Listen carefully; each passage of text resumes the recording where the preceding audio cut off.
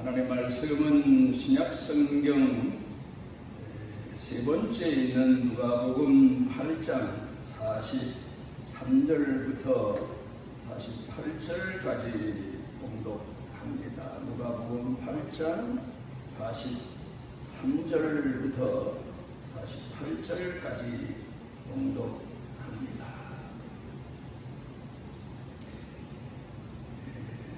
이에 12해를 혈루증으로 앓는 중에 아무에게도 고침을 받지 못하던 여자가 예수의 뒤로 와서 그의 옷가에 손을 대니 혈루증이 즉시 그쳤더라.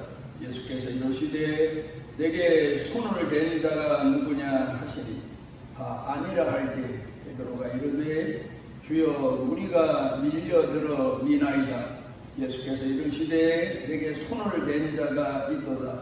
이는 내게서 능력이 나간 줄 알미로다 하신대 여자가 스스로 숨기지 못할 줄 알고 떨며 나와 엎드려 그 손댄 이유와 곧 나온 것을 모든 사람 앞에서 말하니 예수께서 이르시되 따라 내 믿음이 너를 구원하였으니 평안히 가라 하시더라.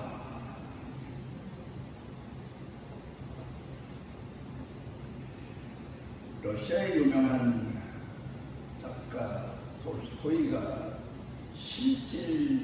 실질적으로 경험한 이야기입니다. 이분이 모스크바에 살고 있었는데 어느 골목을 가다가 아주 남루한 그런 거인 한 사람을 만나게 됩니다. 이 거린이 톨스토이가 지나가는 것을 보고 손을 내밀면서 구걸을 합니다. 제가 며칠째 굶었습니다. 배가 시리 고픕니다. 한 푼이라도 도와주시면 고맙겠습니다. 그래서 톨스토이가 그 사람이 딱해서 도와주려고 자기 주머니를 뒤지는데 아무리 뒤져봐도 돈 한 푼이 없는 겁니다. 얼마나 가깝고 미안한지 구걸하는 사람에게 다가가서 손을 잡고는 이렇게 말을 건넵니다. 여보시오 친구, 내가 지금 내 수중에 가진 게 한 푼도 없습니다. 정말 미안합니다. 그랬는데 이 구걸하던 거인이 얼굴이 환해지면서 이런 대답을 합니다. 선생님, 저한테 돈 몇 푼 주신 것보다 더 좋은 것을 주셨습니다. 그건 바로 선생님께서 제 손을 잡아주시고 저를 보고 친구라고 따뜻한 말로 저를 불러주셨습니다. 제가 지금 이곳에 와서 구걸은 하고 있지만 제가 구걸 인생 살면서 지금까지 선생님에게 사람으로서 받을 수 있는 최고의 선물을 받았습니다. 그렇게 이야기를 하더라는 것. 우리가 깊이 생각해 보는 내용입니다. 배가 고픈 사람, 먹을 게 없어서 구걸하는 사람에게는 가장 시급한 것이 먹는 것. 우선 사람이 배를 줄였을 때 가장 절실한 것은 먹는 것 외에 뭐가 또 있겠습니까? 옷도 중요하고 집도 중요하고 여러 가지 중요한 게 많지만 우선은 배가 줄여서 죽을 지경이 되면 먹는 것이 최고의 그에게는 갈망하는 그런 욕구일 겁니다.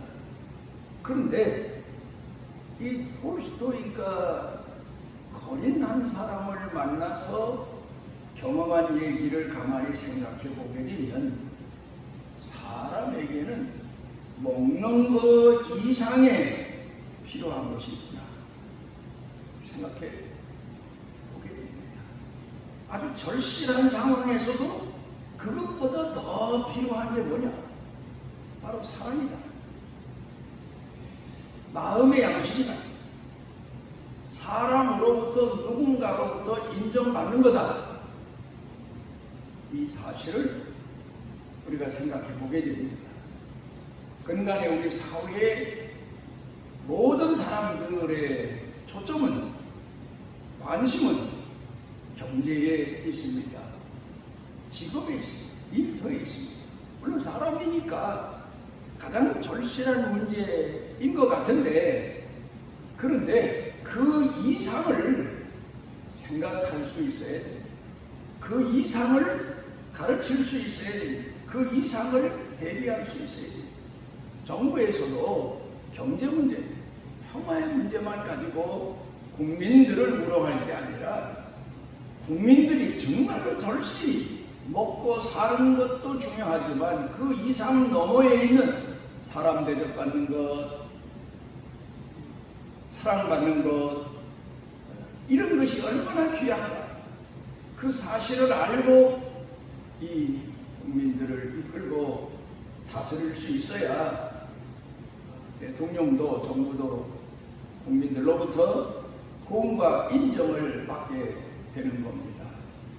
우리 시대에 먹고 사는 문제가 별로 큰 문제가 아니다. 못 사는 사람은 정부에서 구제까지 해준다. 그렇다 손 치더라도 그 문제는 인간의 문제가 해결되는 게 아니라는 사실을 우리가 인식해야 되고, 특별히 젊은이들도 물론 취업의 문제, 직장의 문제, 일터의 문제, 먹고 사는 문제가 절실한 거죠. 부모를 떠나서 독립한다는 게 얼마나 힘든가는 그들을 피부로 느끼고 사는 문제이지만, 그러나 그보다 더 중요한 게 있다는 사실을 인식하고, 그리고 오늘을 살아갈 수 있으면 이 시대에 나오자가 되질 않고, 성공했다고 교만자가 되질 않고, 낙심하고 또 실패했다고 해서 자기 스스로 자기 인생을 비하하는 비극에 빠지지 않게 될 겁니다. 마태복음 4장에 보면은 예수님께서 이 사실을 몸소 우리에게 보여주십니다. 예수님은 하나님의 아들로 이 땅에 오셨습니다. 능력이 충만하십니다. 굶지 않으셔도 됩니다. 고생하실 필요도 없습니다. 하나님의 아들로 육신에 몸을 입고 이 땅에 오시긴 했지만, 그분이 가진 능력은 무엇이든지 불가능한 게 없을 정도로 충만하셨습니다. 그런데 그 예수님이 하나님의 선하신 뜻을 이루시기 위해서 40일 금식 기도를 하십니다. 하나님의 아들이지만 육신의 몸을 입고 오셨기 때문에 줄이시고 배고프심을 견딘다는 게 얼마나 힘겨운 일이겠습니까? 3일도 아니고 4일도 아니고 40일 금식 기도를 하셨어요. 요때다 해서 사단이 예수님을 시험합니다. 당신은 당신의 능력으로는, 요새 말하면 능력이라는 게 뭡니까? 권세? 돈? 뭐 그런 거겠죠. 당신의 능력으로는 충분히 굶지 않고 배불려 가면서도 전도할 수 있고 하나님 도를 전할 수 있는데 왜 구태여 40일 금식 기도를 했습니까? 그리고 지금 주녔는데 시급하지 않습니까? 먹는 게. 당신의 능력이면 이 주변에 있는 돌들을 떡덩이 되게 해서 먹을 수도 있지 않습니까? 근데 왜 줄이고 그 고통을 참고 있습니까? 왜 견디고 있습니까? 그렇게 시험을 했는데, 그때 예수님께서 사단아, 내가 모르는 거 하나 있다.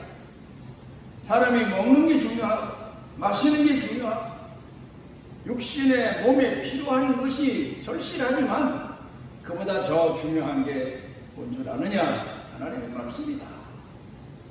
하나님의 말씀이 더 중요하다. 그래서 사단이 떠나갔다가 또 다른 시험을 가지고 오긴 옵니다만, 여기서 예수님께서 우리에게 보여주신 실질적으로 경험하신 그 내용 중에 하나가 사람이 40일 금식 기도를 했다 하더라도 더 절실한 것은 그 너머에 있는 영혼의 문제다. 말씀의 문제다. 그걸 가르쳐 주신 겁니다. 우리 예수 믿는 사람들이 오늘을 삽니다. 우리도 경제 문제 때문에 밤낮을 가리지 않고 어찌 보면 내 몸의 희생도 생각지 않고 열심히 삽니다. 그러나 그것이 다가 아니라는 사실을 우리는 알고 있습니다. 그보다 더 중요한 것은 하나님의 말씀이다 하는 것을 알고 있기 때문에 우리는 절실한 상황에서도 이 사실을 잊지 않고 시험당하지 않고 넘어가지 않고 하나님 성전에 이르게 되고 하나님 앞에 예배를 드리게 되는 겁니다. 오늘 성경 본문 말씀으로 돌아가서 봅니다. 10년 넘게 자그마치 12회를 혈루병으로 고생하던 한 여인이 예수님을 만나는 얘기가 나옵니다. 12회, 10년 넘어 혈루병으로 고생을 했으면 그동안 많은 의원에게 고통을 겪어왔으면 치료받는다는 명분으로 별별 약도 다 써보고 별별 방법도 다 써봤지만 병은 낫질 않았습니다. 더 깊어갑니다. 그런데 이 병이 무슨 병이냐? 성경학자들은 당대에 중동 지방에 많이 있던 성병이다. 성병 중에 하나다. 그런 얘기를 하고 있습니다. 어떻든 무슨 병이든 이 여인이 가지고 있는 병은 중해졌습니다. 사람의 방법으로 그때 당시의 의술로는 이제 고침을 받을 길이 없게 됐습니다. 이제 남은 건 하나님의 긍휼밖에 없죠. 이 여인이 믿음이 있는 여자입니다. 그러면서도 믿음이 있으면서도 이 여인의 삶을 가만히 묵상해 보게 되면 세상 살다가 바람 부는 대로 물결 치는 대로 잠시 자기 자신의 위치를 잊어버리고 살다가 병을 얻었던 것 같이 생각이 되어집니다. 그래 이 여인이 이제 인간의 방법으로는 내 병에 고침받을 수 없다. 이제 죽어가는 수밖에 없다. 그러나 메시아 예수님을 만나야 되겠는데 그게 참 중요한 내용입니다. 부끄러운 병이 아니면 예수님 내 딸이 죽게 됐습니다. 무슨 지금 죽어갑니다. 문둥병이 들어서 문둥병은 물론 그것도 그 당시에는 문제가 있는 병이긴 하지만 그래도 그 병은 어떤 수치를 크게 말하는 병 정도는 아니었습니다. 그래 모든 사람들이 예수님을 향해서 우리를 불쌍히 주십시오. 고쳐주십시오. 그러면서 예수님께 소리를 질렀는데 그런데 이 여인은 그런 말도 할 수가 없는 형편입니다. 그런데 이 여인이 예수님께 나아가고자 하는 마음이 얼마나 간절했던지 성령께서 하나님께서 그 여인에게 지혜를 주십니다. 소리 지르고 예수님을 멈춰 서시게 할 수 있는 명분도 없고 의도 없고 선도 없고 내세울 만한 인생의 가치도 없지만 그러나 탕자가 아버지 집에 다시 돌아올 가치를 상실했지만 우리 아버지 집의 품꾼들을 생각하면서 내가 아버지 집의 품꾼의 하나로 돌아가리라. 그 길만이 아버지 사랑에 응답하는 길이요 내가 사는 길이다. 그렇게 생각하고 돌아온 것처럼 예수님을 불러 세울 수 없고 예수님께 감히 나를 드러내 보일 수 없지만 예수님 옷자락이라도 잡으면 예수님은 하나님의 아들이시기 때문에 내가 구원을 받으리라. 이 마음을 가지고 예수님의 옷자락을 잡았다는 내용이 성경 본문에 나옵니다. 루엘 하우스라고 하는 교수가 인간의 실존은 고독이다. 철학자다운 얘기죠. 인간의 실존은 고독이다. 우리 교회에서 말하면 인간은 근본적으로 타락했다. 그렇게 말하고 있습니다. 그런데 철학자는 인간은 고독하다. 그렇게 말합니다. 어떻게 보면 다른 얘기 같지만 깊이 생각해 보면 같은 맥락을 이야기하고 있습니다. 그런데 사람이 연대를 살면서 고독한 이유가 뭐냐? 고독한 사람의 비용이 뭐냐? 말수가 적어져요. 남하고 얘기하고 싶어지지가 않아요. 남의 말을 듣고 싶지도 않아요. 정신적으로 홀로 살아가는 그런 비용이 들어버리고 만 거죠. 그런데 여기 보게 되면 이 루엘 하우스라고 하는 교수가 사람이 고독하긴 하지만 고독한 병에 드는 것, 우울증에 걸려드는 것, 되게 이런 거죠. 현재로 의학적으로 말하면 두 가지 때문이다. 첫째로 자기를 사랑하지 않는 거다. 내가 나를 사랑한다. 이게 무슨 얘기입니까? 나를 사랑하지 않는 사람이 어디 있습니까? 그런데 문제는 그겁니다. 내가 사랑받음으로 나를 사랑하게 된다는 사실을 생각지 못한 겁니다. 사랑의 뿌리를 생각지 못한 겁니다. 그리고 그걸 부인하는 겁니다. 내가 누군가로부터 사랑을 받는 존재라고 생각이 될 때 나도 나를 사랑하게 되는 거다. 심리학적으로 그렇습니다. 부모에게 사랑을 많이 받은 자녀들은 그 부모의 사랑 때문에 내가 나를 더 사랑하게 되지만 부모에게 사랑을 받지 못하고 자란 자녀들은 자기 자신에 대해서도 의심을 갖게 된다는 거예요. 나라는 존재는 어떤 존재인가? 그런데 나를 사랑한다는 것, 그건 바로 남에게서부터 받은 사랑을 근거로 하고 있다. 그런데 그걸 잊어버리는 거예요. 사랑받지 못해서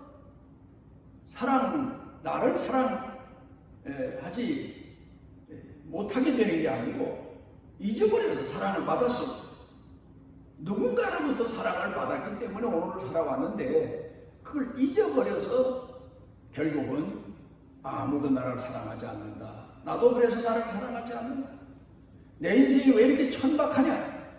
그런 착각 속에 빠지면서 우울증에 걸리게 되고 고독하게 된다는 겁니다. 두 번째로, 그러면 남으로부터 내가 받는 사랑만 가지고 내가 나를 사랑하게 되나? 아니에요.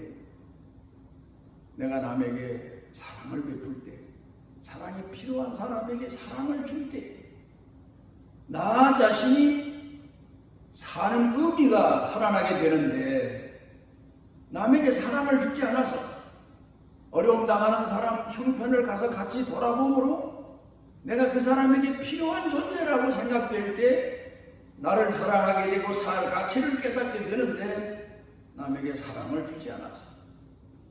그러니까 인간이 고독이라고 하는 병에 걸리는 것은 근본적으로 고독한 존재이긴 하지만 사랑받은 걸 잊어버려서 또 하나는 남에게 사랑을 줄 줄 몰라서 그래서 결국 고독해지게 되고 그래서 그 삶이 우울증에 걸리게 되고 결국 낙오자가 되고 만다. 그런 얘기를 하고 있습니다.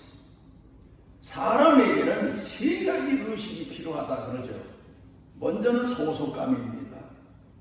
나를 받아들여 주는 곳, 내가 속해 있는 곳.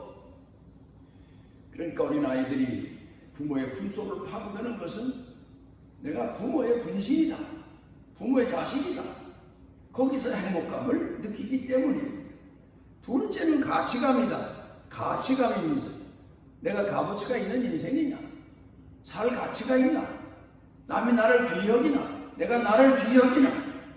이게 바로 사람들이 살아가면서 가지고 있는 자기 판단이라는 세 번째 신뢰감입니다. 내가 남을 믿고 남이 나를 믿어주고 그러면서 삶의 힘의 능력이 생겨나게 된다는 겁니다. 그런데 오늘 성경 본문으로 돌아가서 보면은 이 여인은 이제 아마도 가족들로부터 또 버림받았다기보다는 자기 스스로 가족을 떠나야만 되는, 자기 스스로도 자기를 부정해야 되는 그런 인생이 되어버리고 만 겁니다. 왜냐하면 이 혈류병은 중해지게 되면 피가 흐르는, 여인의 몸에서 피가 흐르는 하혈하는 병인데, 이게 처음에는 그렇게 심하지 않지만 나중에는 썩은 피가 나와서 방 안에 들어가면 방 안이 냄새로 진동하고, 사람들과 옆에 있으면 옆에 있는 사람들이 그 냄새를 맡고 피해가고, 그러니 이제는 자기가 남을 피해줘야 되는 그런 인생을 살 수밖에 없는 겁니다. 그러니까 인간과의 관계는 스스로가 끊어버릴 수밖에 없는 겁니다. 그런데 이런 여인의 불행은 또 하나 있습니다.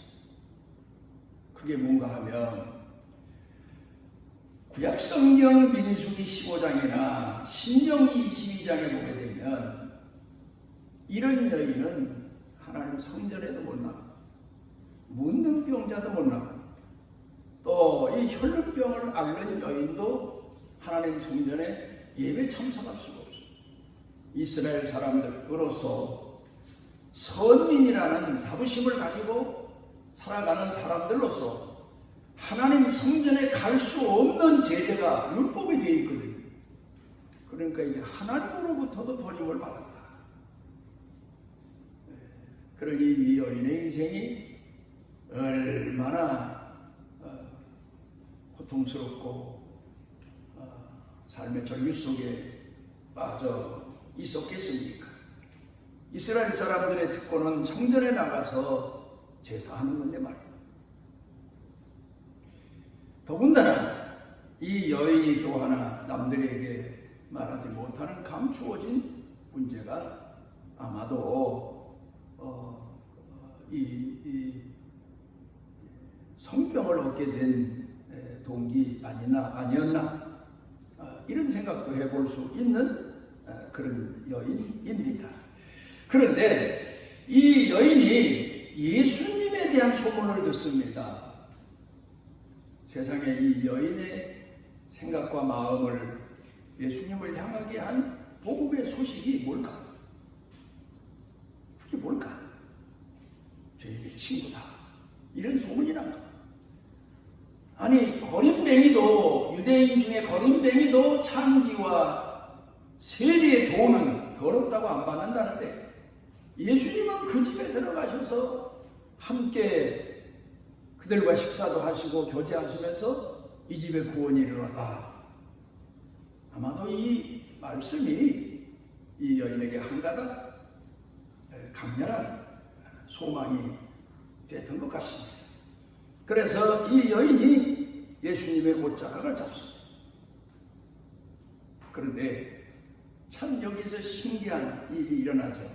여인이 믿음대로 된 겁니다. 만약에 예수님이 유대인이었다면, 보통 유대인이었다면 누가 내 옷자락을 잡았다. 베드로가 사람들이 많이 밀쳐서 그렇지 누가 예수님 옷자락을 잡았겠습니까? 아니다. 내게서 능력이 나갔다. 그러자 이 여인이 자기 자신을 감출 수 없는 줄 알고 앞에 나가서 자기 형편을 고백하지 않습니까? 그런데 보통 만약에 유대인 같았으면 혈루병 앓는 여자가 내 옷자락을 잡았다. 이 옷을 벗어버렸을 겁니다. 옷을 세탁하라고 보냈을지도 모릅니다. 베드로야, 내 옷 좀 빨아와라. 이 더러운 여자가 내 옷을 만졌다. 그 얼마나 치명적인 수모입니까? 그런데 예수님께서는 네 믿음이 너를 구원했으니 평안히 가라. 그러니까 이 여인은 예수님 옷자락을 잡는 그 믿음이 뭐였을까? 자기 죄를 회개하는 그런 행동이었습니다. 그리고 긍휼히 여기심을 사모하는 행동이었습니다.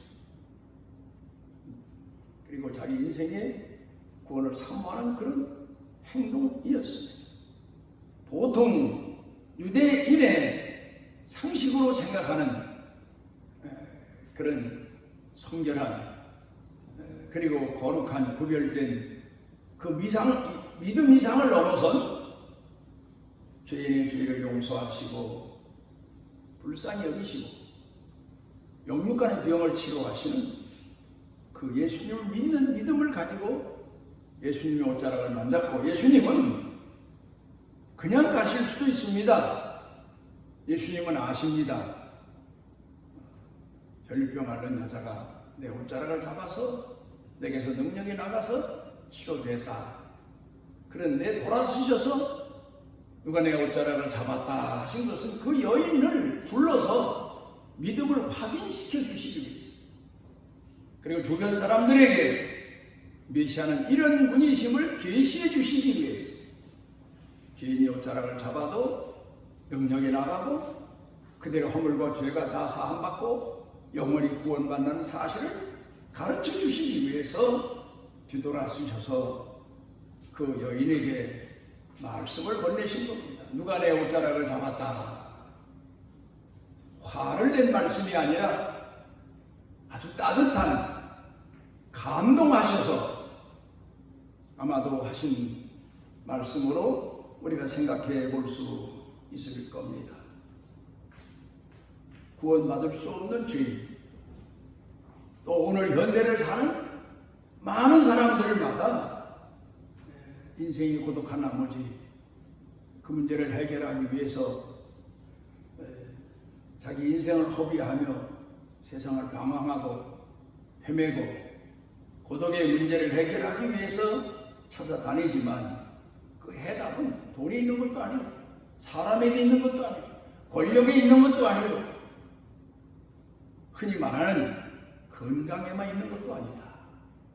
오직 사람들의 고독의 문제를 해결해 주기 위해서는 사람들의 영혼을 치료하시고 감싸 안으시고 용서하시고 씻어 성결케 하시는 오직 메시아 예수 그리스도의 복음 안에만 있다는 사실을 우리가 다시 한번 확인하며 오늘 우리가 그 안에 살고 거하는 이 은혜가 얼마나 큰가를 다시 하나님 앞에 감사하게 됩니다.